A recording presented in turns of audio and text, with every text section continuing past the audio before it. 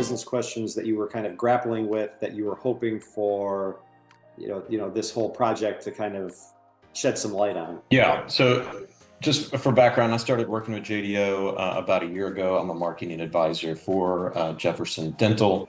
Prior to this gig, I'm a marketing advisor for a variety of brands, helping with direct-to-consumer performance marketing and due diligence and prep for sales. So marketing analytics, studying customer lifetime values, that kind of thing. That's my background. I was hired by JDO. They had recently gone through some changes on their marketing team in terms of leadership. So you've got new CEO, new CFO, actually nobody left in marketing, and they're trying to figure out the spend that was happening before. We think it was a little too much and it wasn't bringing much returns for that spend. One of the challenges we had is figuring out, was it working or not? So my role there was to help them build a tech stack that allows them to track, even at a last click basis, not even getting into incrementality, are appointments being booked for this ad spend? And then are the appointments actually being completed, and being able to track that all the way through. So that was problem one, and we've got that again handled. Problem two is, now that we've got that fixed and we have a good idea of what the spend was doing in the past, was any of it incremental?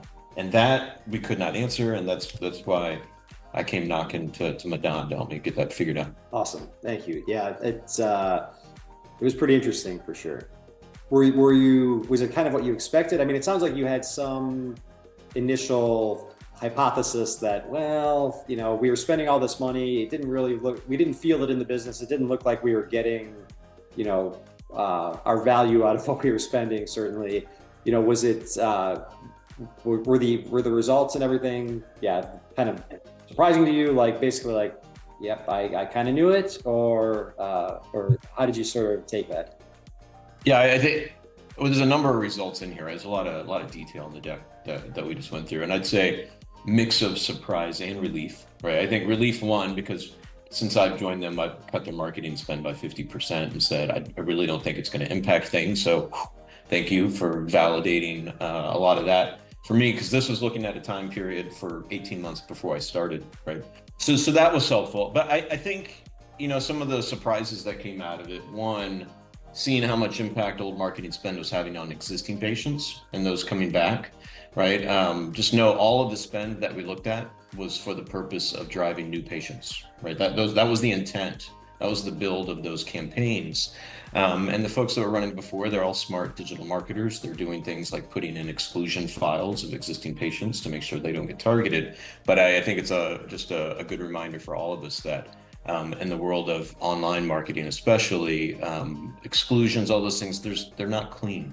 When consumers are using a variety of different devices every day from a variety of different IP addresses, inevitably there's going to be some bleed over. And I think we definitely saw a lot of that here. I think the other big surprise for me is I didn't expect the study to come back and be like, no, it was all 100% incremental, but I was surprised about how low the number was. And I think, and Madan and Keary, we didn't talk deeply about this before, but the chart you showed that showed the different percentages by variable and which variables are driving. There's one called trend, and that's just 95%. And correct me if I'm wrong, I think the way to think about that is, we know the model said all these other variables had this impact on appointments booked and completed. Everything else, we don't fully understand, so we just put it in this line item called trend. There's other ones. So a big takeaway for me is, how does a business like JDO, what is driving, right? As a marketer, the dream is to be able to predict what drives consumers' reasons to make a purchase from your company, in this case, book an appointment. I would hope to know more than 5% of the reason of any business, right? And I don't know, again, Madan, Keary, what you guys see for other businesses, if that trend is typically in that range, but what is driving people to book appointments? Now, I think in the dental industry, that's probably very macro level. I don't know how much of it is in the control of the business, right? Could do silly things like increases in soda sales, right? You lay that out next to as the independent variable and see if that impacts appointments bookings, right? It could be things like that, but I think that's a big takeaway for me and something I'll be working with the Jefferson Dental team on. We have some research surveys we're putting out, just what are the drivers behind appointments? Because it's not paid advertising. It's not seasonality. That was a surprise. Seasonality is showed in that model. We didn't talk about it, but it was on the slide. That didn't drive things. It's so big takeaway is trying to figure out what is driving the decision around appointments. One big factor, it's location and proximity, more so even for urgent care than for dental, because people are only willing to travel like 5 miles to go to an urgent care. So, you know, your location and proximity is huge there. But in the DSO space, you know, your physical footprint and the number of locations you have in a particular market, which are, you know, sort of permanent billboards that people are driving by every day, like that actually helps. You're going to generate a fair amount of just, you know, organic awareness and you know, consideration, because people that are local like know you. And if you've got and the more locations you have, the more density you have, sort of the more prevalent, you know, that would be. So that, I think that's a big part of it too. Like just the physical presence of the brick and mortar, you know, locations is helping drive some of that base or that BAU. Cale, what was the tech stack that was enough? I mean, I think decision on tech stack also can become a rabbit hole where, you know, we need this and we need that, and, you know, this is not enough. And now we also want to understand the calls and the quality of calls and the signals, etc. and so on, which you felt was enough to give you the information that you needed to complete this analysis, and the ones that you foresee would be needed as an evolution from this one? Going through every single piece from the beginning, their tech stack just did not talk to each other. I mean, dental services, they have 63 different locations. A third of the appointments are booked online using an online booking tool, platform. The rest of it's booked via phone, right? And some people call a main call center to book their appointment. Some people call the clinics. And all of that data is being captured in different places and in different ways. It wasn't a common system. So it's kind of all over the place on that. Ortho, and to really get into the weeds of dental care, both ortho services, you know, braces, Invisalign, things like that, all of those services were in one platform, right? And then things like hygiene or emergency dental, that's in a different platform at their company. So again, and those, the customer ID is not common between those two platforms, right? So that becomes messy. So it's like one of the hardest challenges with them is, again, how do you put all this data together to answer any questions, right?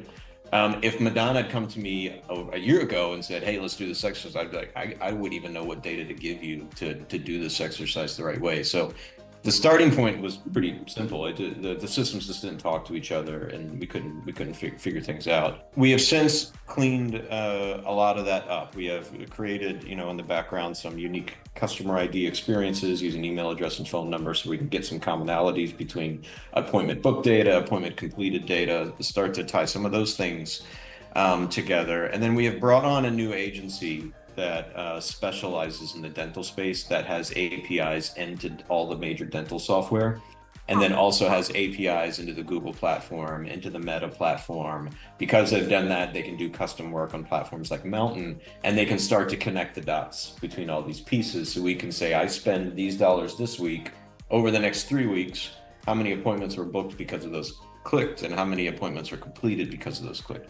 Now, that still doesn't answer the question of incrementality, right? Mm-hmm. Someone might have booked an appointment whether or not they saw a meta ad or a search ad, but it helps us get much closer to a sense of truth and give us some data and information to make decisions versus where they were a year ago, for sure. Right. Just my kind of final, I guess, parting question is, now that you have this information and then started to have a chance to digest it, you know, I think we talked a little bit, it did inspire some additional questions, potentially, that are worth, you know, trying to answer. But, you know, how, you know, what do you envision changing based on this information, or how do you want to try to use it moving forward?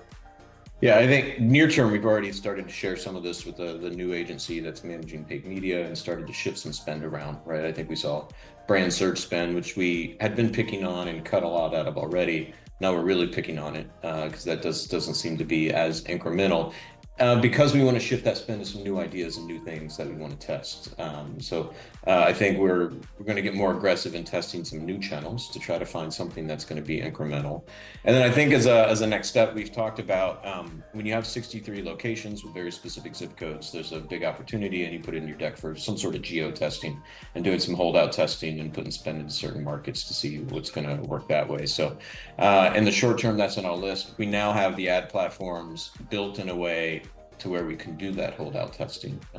You have to have ad spend set up by clinic and area and that sort of piece, and things weren't set up that way before. So I think we're in a better place to do that, and that's definitely in our future.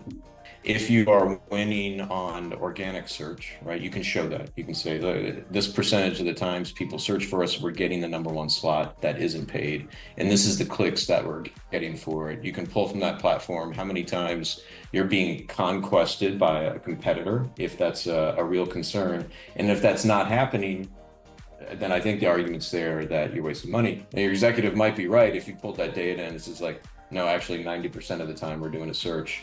It just shows that we have 5 different competitors that are buying against us. Okay, then yeah, I think that's a strong case. You probably want to keep your brand spend on. That's I can tell you for Jefferson Dental, it depends on the market and in the area who they're competing with, but they're not being conquested too much by competitors. Yeah, I would. The other thing that I would add, Bradley, is that it is a very testable proposition too. If you need the modeling results are one thing, but if you need to run like a pure scientific experiment on it, it's pretty easy to do that. And, that can further support the case where, if you're completely losing money on it, generally that will win the argument. But I've also seen instances where just from like a brand protection standpoint, like eyes wide open, they were okay with the fact that it was probably losing money, and for the sake of maintaining that brand, positioning for whatever reason, they were okay with it. So in some cases that may just be the case where you make that conscious business decision knowing it's not going to be profitable, but for brand purposes, you want to do it, right? I don't generally think that way, but there is definitely that mindset out there. As an operator dealing with the stuff, a lot of us are in the same place, learning about the stuff. How would you advise us? Yeah, to understand paid media, it takes constant asking these questions and monitoring. I ought to say it's a never-ending quest. Like even after we've done this exercise, I've already explained to the Jefferson Dental team, this doesn't mean we can just go back and we know how to spend our money and it's all going to work the way we want it to for the next 12 months, 24 months, right? It takes constant iteration, because every time you add a new variable, if I start running billboards all over Dallas next month, that changes all of it. That changes all of this equation, because that wasn't happening before, and you still know how those things are going to interact with each other. So I'd say if large scale, my note is this takes constant monitoring, and you have to have people that are looking at this stuff all the time. On a minor detail, something I will bring up, because this, Keary, it's funny, it came up. Chris brought the note. The slide where we showed the results of the 2 models, right? And we showed the incrementality on appointments booked and appointments completed, right? I think, Keary, the point you made is these are two different models, right? They're using the same independent variables. They're both using the spend data, but the dependent variables are different, right? One was trying to predict appointments booked, and one was predicting appointments completed. And I think a good lesson for all of us, and I don't know how to teach us, is the output of those data sets don't cross the streams. In the word of the Ghostbusters, like trying to take the data from one and subtract it to back into show rate, which is what Chris was trying to do. Because Chris, just know, when we did that presentation with Jefferson Dental, we all did the exact same thing. And poor Keary had to explain himself. I had to explain that several times. So it's no for everybody. These are 2 very different models. And if you want to calculate some measurement, that you can't do it indirectly using those 2 data sets, because they just serve 2 different purposes. So that's one point. But the other point is presentation matters. And I'd say, Keary, if we do this presentation again, I would take those 2 models and put them on 2 different slides, so people can't even do that math. And then that'll save you. Save people from themselves and save myself. Yeah, how data is presented, it matters. So put extra thought into your charts and how those things are presented, for sure. That's really cool. Definitely noted, yes.